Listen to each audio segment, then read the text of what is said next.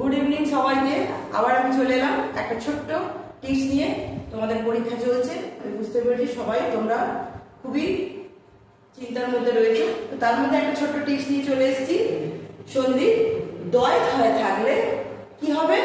খণ্ডত্ব যুক্ত হ। ভালো করে মনে রাখো, সন্ধি কিন্তু ভীষণ ইম্পর্টেন্ট, এক্সামে অবশ্যই আসবে। দয় হয়ে থাকলে খণ্ডত্ব প্লাস হ হবে। যেমন এখানে দেখো তদ্ধিত, মানে এখানে আছে দয়ে ধয়ে, এই যে আমরা পেলাম দয়ে ধয়ে, তাহলে আমরা কি বলেছি? কি হবে? তৎ, খণ্ডত্ব প্লাস হ। এখানে কি আছে? হস্যই, তাহলে আমি এখানে হস্যই বসিয়ে দেবো। কি আছে এক্সট্রা? ত, তাহলে ত যুক্ত হিত, তদ্ধিত। আবার উদাহরণ দেখো আরেকটা, উদ্ধার। আবার দয়ে ধয়ে আছে, দয়ে ধয়ে থাকলে কি বলেছি? খণ্ডত্ব হবে, হ হবে। তাহলে কি করবো? উদ, যেটা প্রথমে আছে সেটাই বসিয়ে দেবো হস্য, তার সঙ্গে কি বসাবো? খণ্ডত্ব প্লাস হ। কি আছে? আকার, তাহলে হয় আকার। কি আছে? র।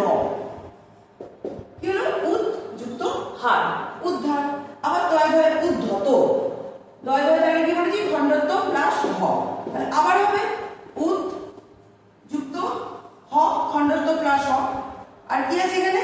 আকার আকার রস্যিকার কিছু নেই, আছে শুধু ত, তাহলে হয়ে যাবে ত উদ যুক্ত হত। নেক্সট আসছে পদ্ধতি। পদ্ধতি দয় ধয়ে আছে, কি করব? ক খণ্ডত্ব যুক্ত হ, এই যে খণ্ডত্ব প্লাস হ। কি আছে? তয়ে হস্যি, তাহলে কি বসাবো?